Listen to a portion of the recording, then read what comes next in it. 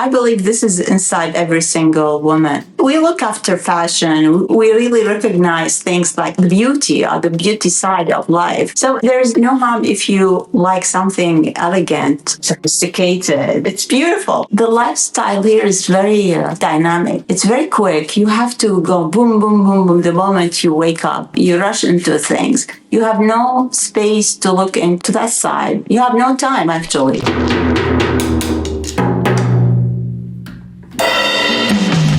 Greetings and welcome to season 4 of Sit Down and Have a Tea, a podcast from the Wolfgang and Luke Art Gallery, now located in Sterling, Virginia. My name is Silvana, and I'm hoping that you really enjoy the episodes. Thank you so much for listening. Hello, Silvana. How are you? Thank you so much for the opportunity to have me interviewed with your broadcast, and I'm happy and excited to conduct this interview to get to know each other, and also to get myself introduced to everyone who don't know me. My name is Areej AlQaysi. I'm an Iraqi-born artist, and my city of birth is Baghdad. I moved to Amman, Jordan during the time of war with my kids and family. And we managed to establish our life over there with a lot of nice memories and very good friends.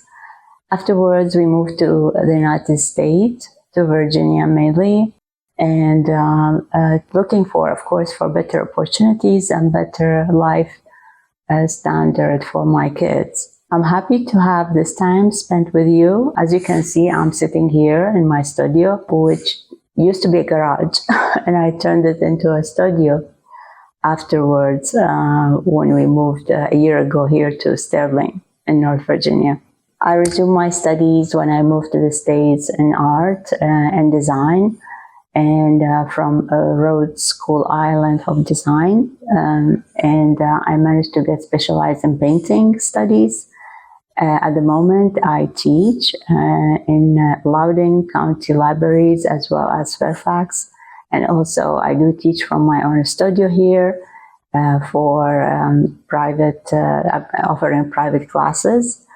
I also get to exhibit my work whenever there's an opportunity for artists.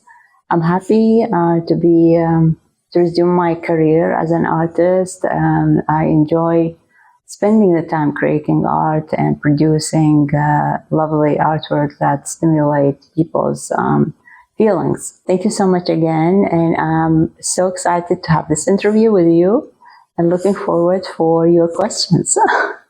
Thank you. Welcome to, I always say Areej AlQaysi, is that correct? Very correct. Wonderful, wonderful. And here we are, we're looking at you in your studio.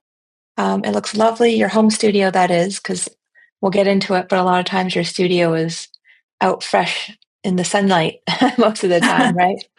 That's true. So doing plein air drawings and paintings. So Yeah. Well, welcome. And I just for everybody's benefit, we touched base probably in March or April of this year, and you were looking to collaborate, and I said, all right, let's get together and have a little chat. And I thought she's a delightful person, wonderful artist, and just truly ready to collaborate. And we've had some events so far where she's been a really great teammate to have. So we're looking forward to a bunch of opportunities to work together. Yeah, thank you. So we can start with maybe just a summary of your background. Sure, absolutely. I was born in Iraq, Baghdad, the capital, and during the wartime, we managed to move to Amman, Jordan. I moved with my family and kids, and in Amman, my kids grew up there with very nice memories and a lot of good friends, and they still keep their friends over there. We managed to establish a home over there. My mom's still there. She goes back and forth between US and Jordan. And it's a lovely country. Though I grew up in Iraq and I have beautiful memories as well. All my childhood friends, I still maintain the connection with them. but Jordan and Amman has a special place in my heart. Sorry, I'm going to interject, but for me too, I loved Amman. So after I graduated from university, I went traveling around, and Amman and Jordan was like one of my favorite places because I did the Fertile Crescent and then into Europe, and I just loved it there. So very cool. I feel you. It's a small city, but it's very cozy. You feel you know everyone. We managed to live a very long time, but I feel it's a whole life. I don't know. I mean, something like inside you, around you, everything like remind you of these special moments. It's the weather, the food, the people, the simplicity of life, the culture. So that's how. Wonderful. Yeah. So, and then when my kids start to get older, they start to explore life and looking for better opportunities and better future. That's why we took the decision to move to the States, and we did right. I mean, they're happy here, and we are here. Yeah, yeah, and doing well. I'm doing well. So that's wonderful. Yes, That's the most important thing. Yeah. that's wonderful.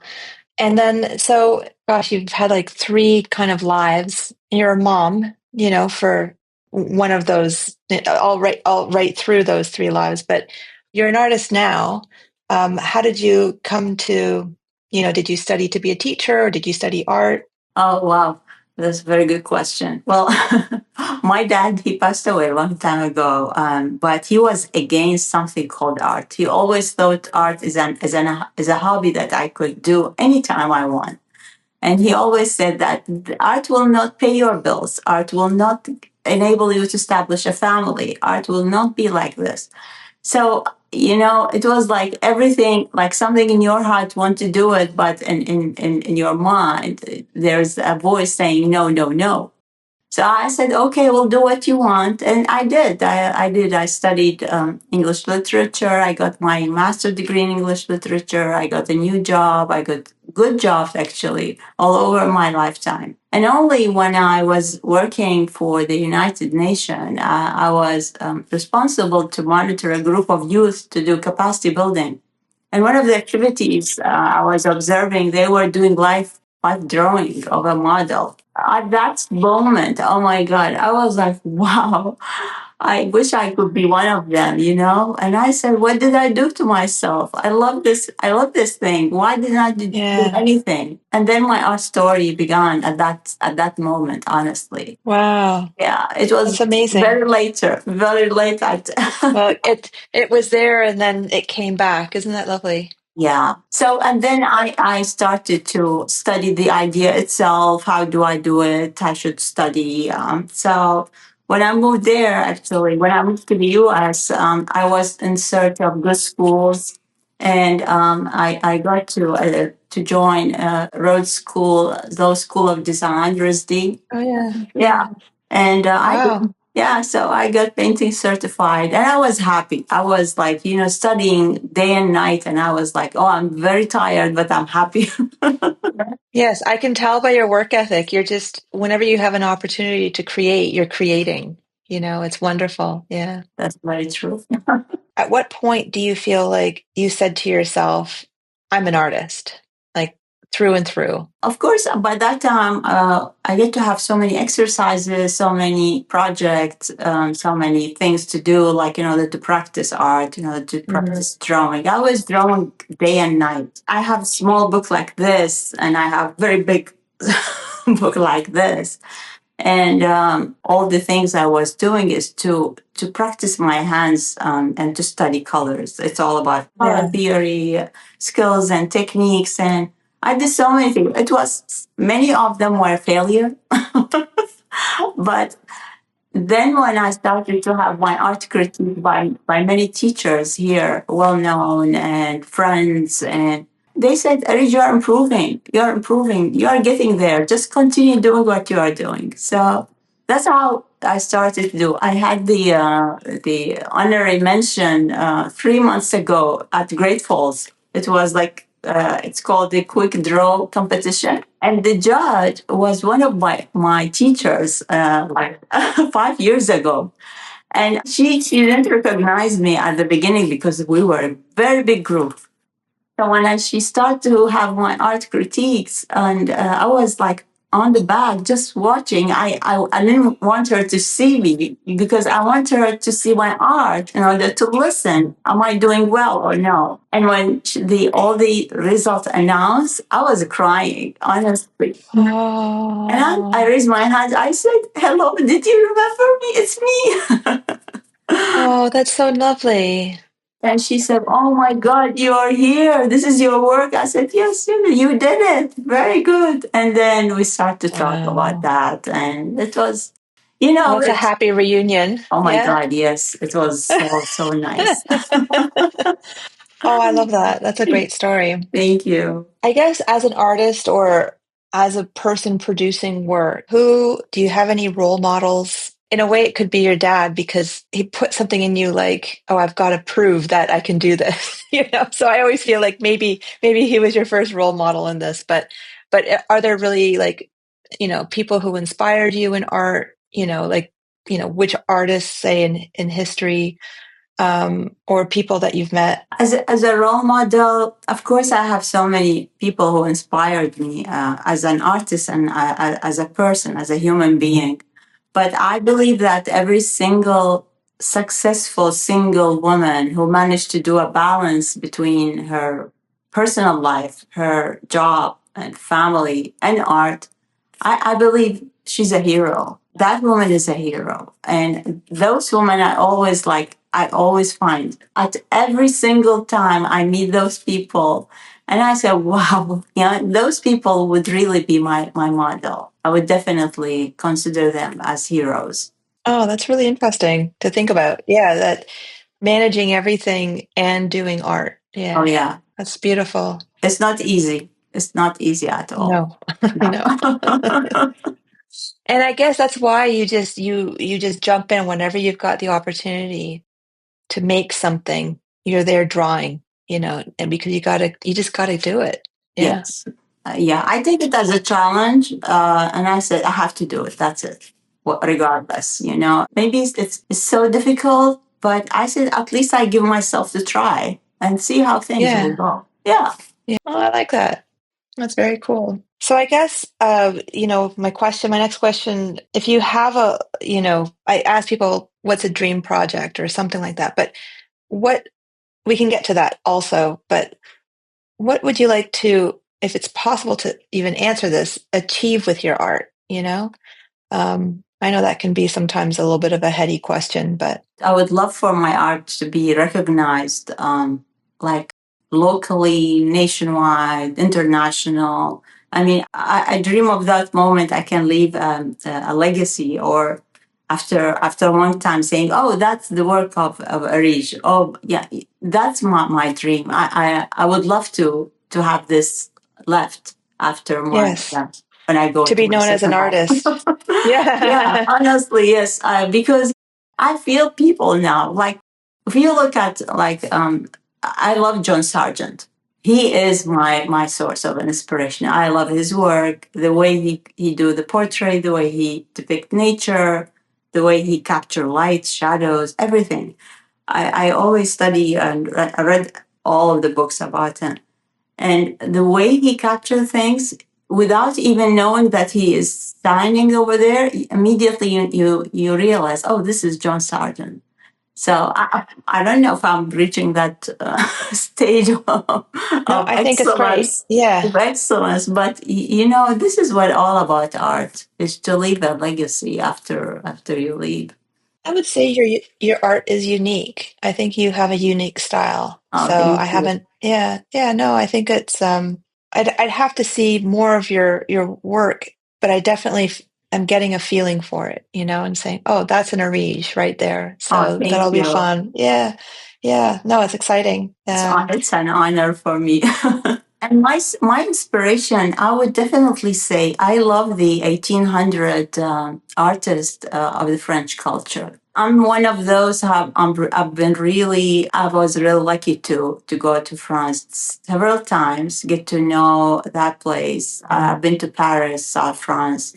I visited almost almost all the museums and some of the galleries, not all of them, of course, their culture is very sophisticated. Their artists had depicted the beauty of their culture, especially at that time, the era of 1800. Like, if you look at the work of Degas, Matisse, Manet, it's beautiful. I mean, there's a depth in there, a lot of feelings. I also like the works of two Iraqi artists. One of them, she lives in UK. Her name is Suad Al-Attar. She's beautiful. She does like a life-size art and a lot of photos. You can feel a lot of photos for women, and then the depiction of feminism and nature, trees. But the way she does it, it's beautiful, beautiful. Well, and it was just interesting what you said about depicting, our times, our society right now. Like, I mean, back then, people, they had more elaborate outfits than what we have now. And I guess people do paintings of, people scenes and stuff like that to capture what we look like now. And in a way, I feel like I haven't really thought about that before, but maybe in 30 years, I'll be like, oh, that person really caught, 2025 perfectly. I don't know what would be the defining feature, other than kind of comical things that I can think of, but seriously, like what is our, costume of the day kind of thing, Exactly. Yeah. yeah. So that's an interesting kind of Yeah. observation to make as an artist, and one that we can do. So yeah, that's neat. I like that. Yeah, I mean, if you look at, I don't know, maybe it's me. I don't know. This is personal, but I believe this is inside every single woman. We look after fashion. We really recognize things like the beauty or the beauty side of life. So there's no harm if you like something elegant, sophisticated. It's beautiful. Like Sargent was criticized as he is depicting the rich side of life, all the Hmm. elegance, the fashion. So there is no harm about that. Why? I mean, yeah, maybe yes, because he got paid for that. So why not? But on the other side, you get to know how people lived over there and what kind of life they were over there. It's okay. Well, even to admire, we're almost supposed to apologize maybe if we have money. And then the people who have ridiculous money, it's so much like, look how with, the Bezos wedding, right? Everybody's going, "Rah, rah, rah, rah. It's ridiculous, all the money spent and all that kind of stuff." And then I heard somebody saying, oh, but look at, yes, there was a lot of money spent, but look at all the money that went into the economy. Like they're spending big money and people were really, dressing up beautifully. And I heard that, who was it? It was like Oprah Winfrey. Apparently she was dressed. I didn't see all the pictures, but apparently she looked very beautiful. And I thought, well, that's nice, that if people, elevated themselves for the occasion and that kind of thing. But, you're hearing all this backlash. Oh, what happened to quiet wealth or something like that? And I said, well, you've got all different kinds of personalities, like I met an IT consultant, security consultant, and he was dressed as flamboyantly as I could. I thought he was an artist when I sat beside him on the plane. And then I started to talk to him and I went, oh my goodness, this is, but being a notable dresser, doesn't really necessarily have anything to do, but, with wealth status or something like that. But so it's just, take the time to appreciate somebody who actually puts more care. I'm just laughing because I'm like, these days I'm just jeans and t-shirt. And that makes me think a little bit more, too, about what our potential is also of how we present ourselves. So, and it could be jeans and t-shirt and that's just how it is. And, but anyway, it's just all this fun stuff to contemplate these days of aestheticism and what society really says about it and all that stuff. So, well, we see you in your studio. So it looks like it's a studio, and is it also like a store or? This is the garage. When I moved in a year ago to this place, I was like, I always on the planning, like when I was trying to say the garage will be a studio, it won't be a garage, it will be a studio. So I got the That's a nice garage. exactly. I got the contractor. I changed the floor. I changed all the lighting. What I have the lighting is that's used for the gallery. Okay. Yeah, I have all these shelves around me, and I have a huge table where I can paint all the mess of the painting. I have all these displays over here. I'm about to get my art, and I have also a source of water to wash my brushes. I have a Okay. fridge to keep all the the oil Yes. colors painted. Wonderful. I have everything. I whatever I need when I Yeah. create art, it's around me. I don't go inside. You talked about oil and all that kind of stuff. So your main medium is oil painting, landscapes. Yes, I use for my art. I use oil colors. I love oil. It's very Yeah. friendly, and I don't know. It's very hard. It was very hard at the beginning, but the moment you get used to it and to try different colors, and I use primary colors all the time. But I don't mind exploring a new paint, especially nowadays. They are coming with magic colors, so I need to try them all. But when I teach, I use acrylic because people like acrylic more. It's quickly to dry. It's very safe. I would say it's safe for the skin and for the environment more. And I'm very careful about that. So I use acrylic for my classes.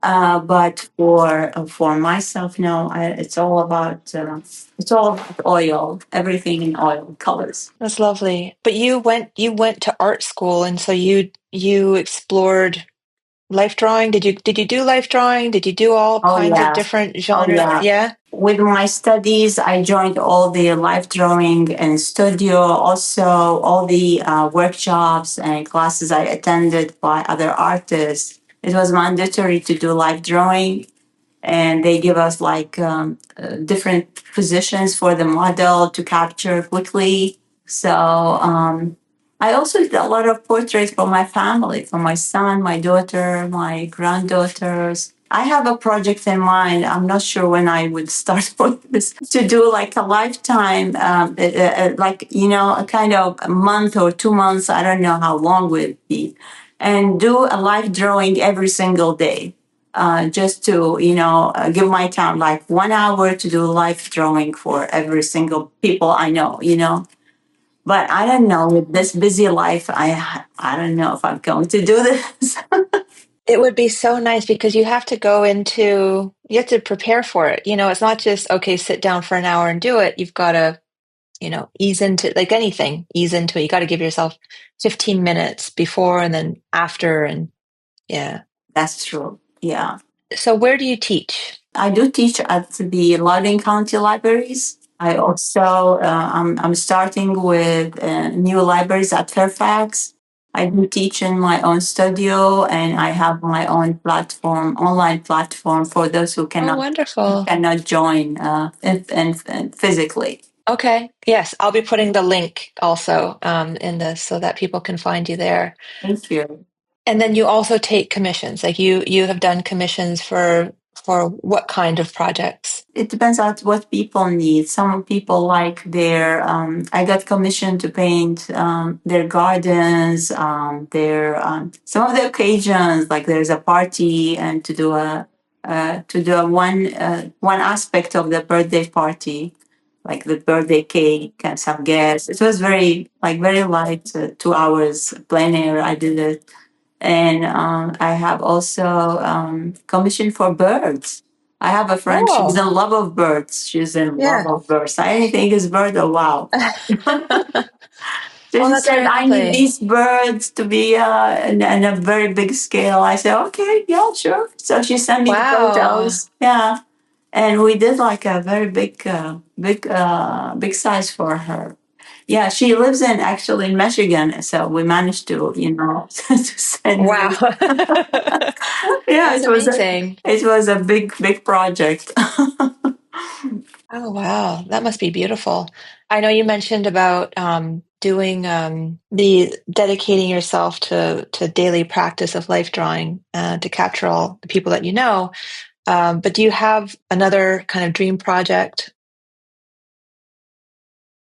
Actually, yes, I am dreaming of that moment I can open my own atelier where I can welcome people, not only to show my art, but also to show others people art and to have kind of these open discussions where we can, socialize, exchange ideas, have coffee, have drinks.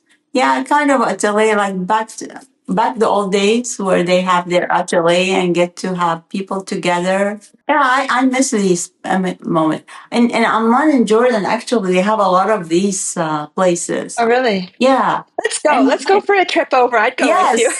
yes, no, really. I mean, they get together and Really? yeah, to have like a kind of discussing a topic, and it's an open discussion, open to the public. Anyone can attend, and there's a refreshment table with drinks or coffee, whatever. People really enjoy it. You get to know a lot of people. You get to meet a lot of people and listen to what's going around you. It's very nice. I mean, I don't know. It keeps you going. It's keeping Yeah. going. I miss this big time. It's the lifestyle here is it's very dynamic. I would say it's very quick. You have to go boom, boom, boom, boom the moment you wake up. It's like you rush into things. You have no space to look into the to that side. You have no time actually, not the Yeah. space. Yeah, I don't know. Maybe lifestyle is different over there, slower, little bit slower. But you have this time and Maybe. yeah, Yeah. and the means to apply such. I just, there are certain cities in the world, and Amman, like I'm so interested to know if you have painted the city because I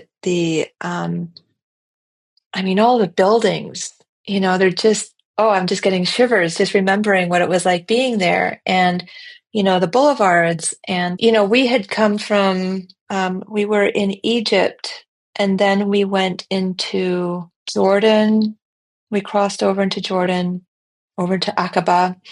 And then coming up into Amman, I remember we had been kind of, we did the whole Mount Sinai thing and then, crossed the ferry over and was feeling like already very, very removed from not from civilization, but just from, the cities and from modern civilization kind of, in a way.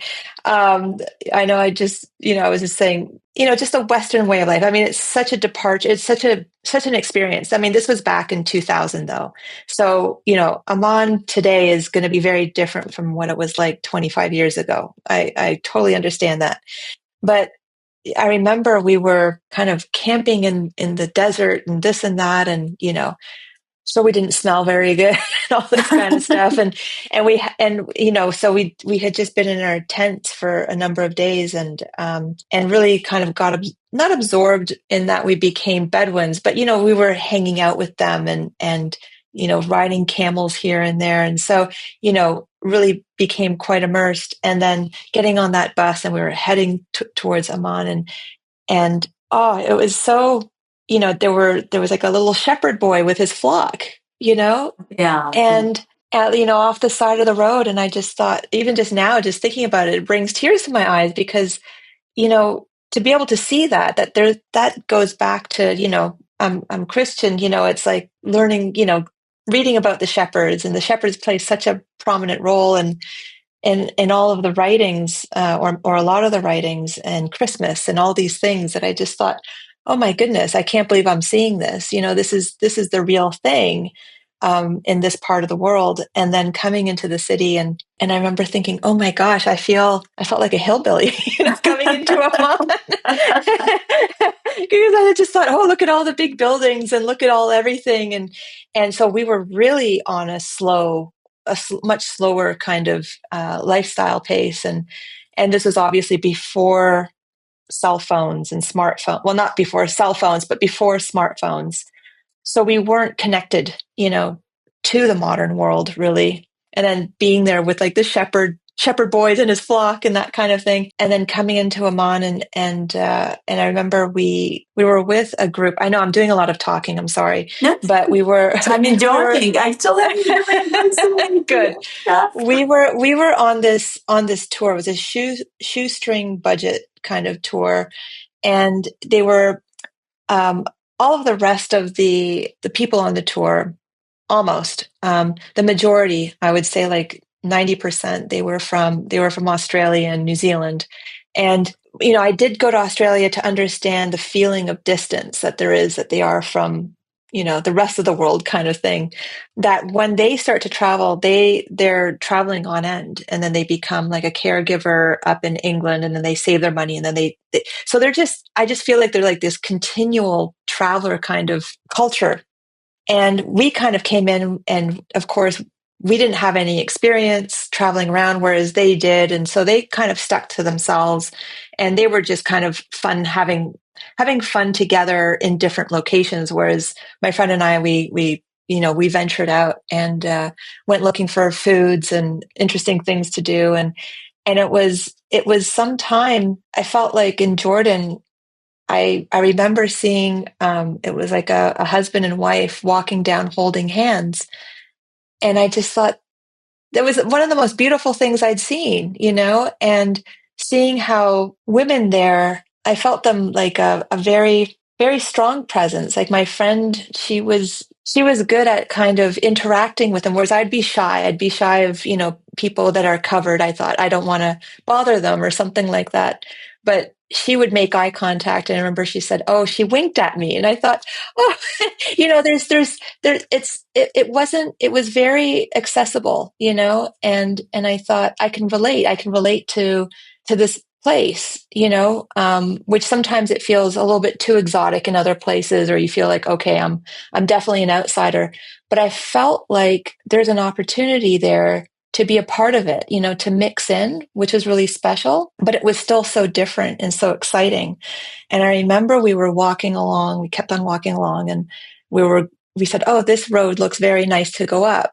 And so we started to walk up, and then all of a sudden this guard came in and started to speak to us. And we were like, oh, like we don't speak any Arabic or anything. So then he said, "Oh, you can't go up there."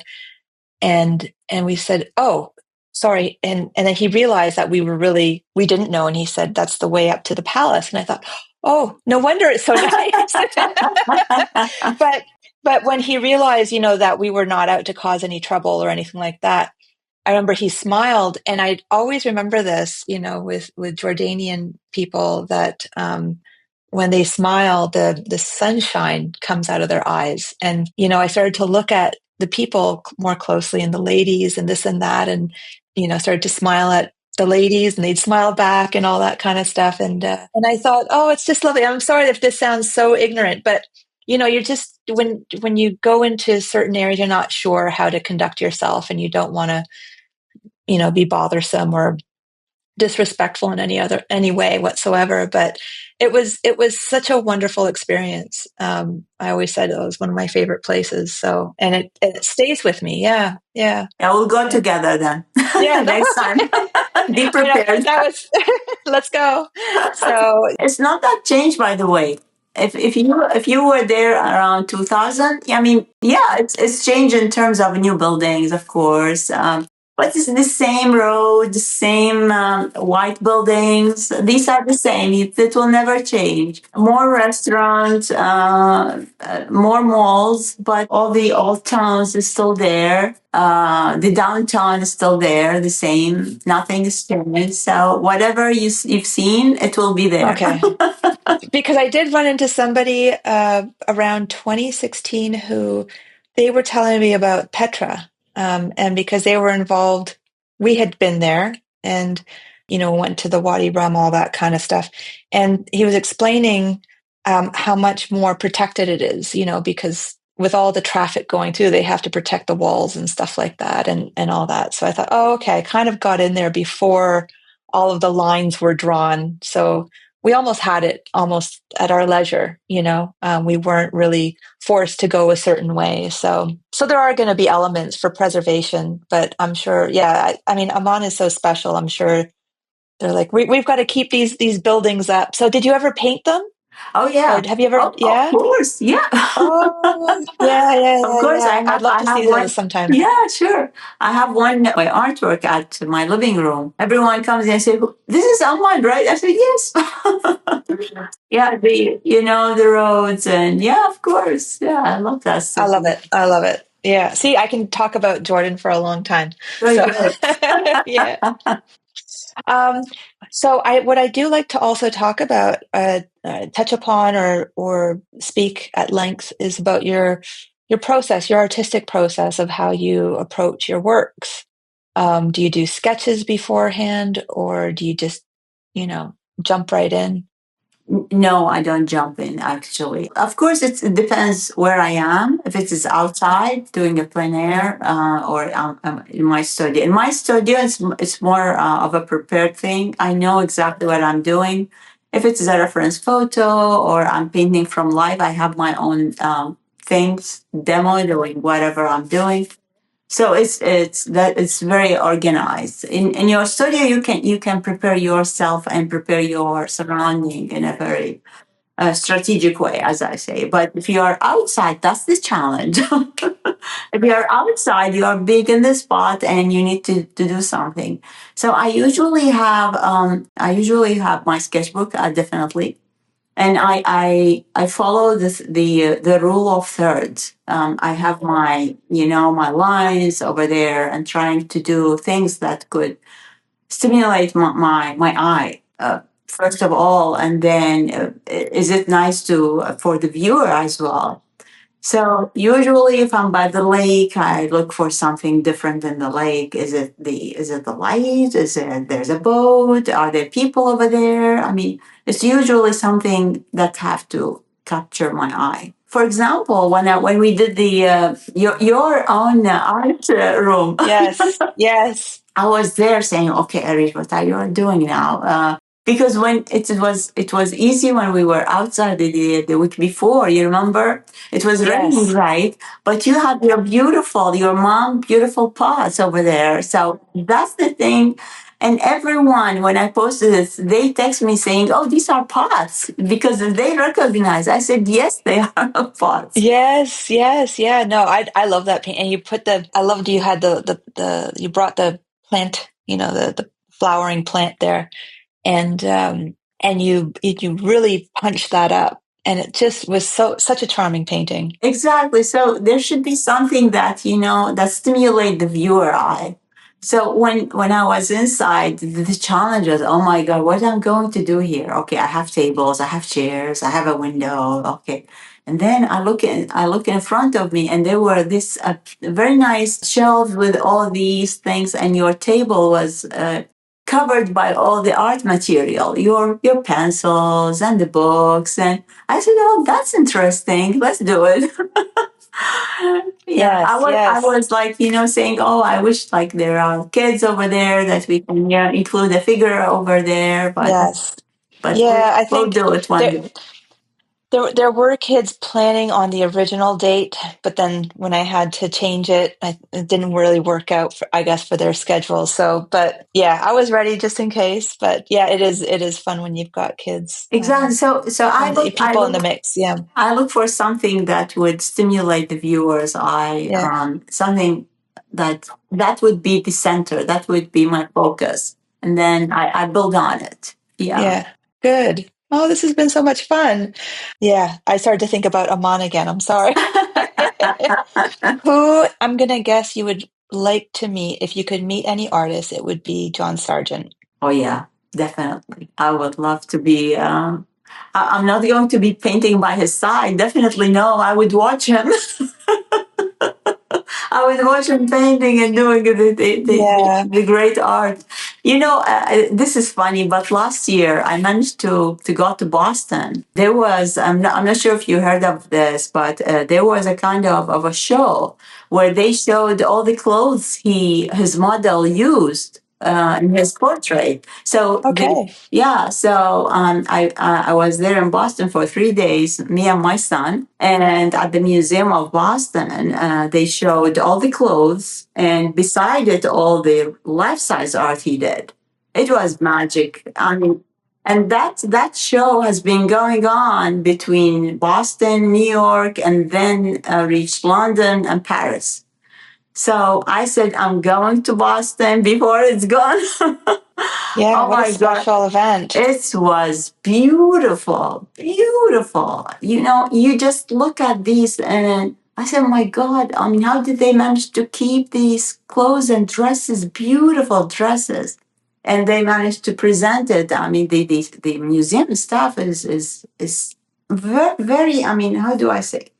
Impressively, they did something that is really, really, really nice. I mean, it's a kind of fashion show, but it's the art over there, so it's beautiful. I'm gonna have to look that up and see if so it's still going and No, somewhere I right now. don't No, think it's if done. it, I don't know if it's going back. I'm not sure where this will be, but they managed to do this tour. So I read the article and I called the museum and they said that no, it's going on for this time and then it will go to New York and then from New York it will go to Europe. Yeah. But of course, yeah, you have to see this. It's beautiful.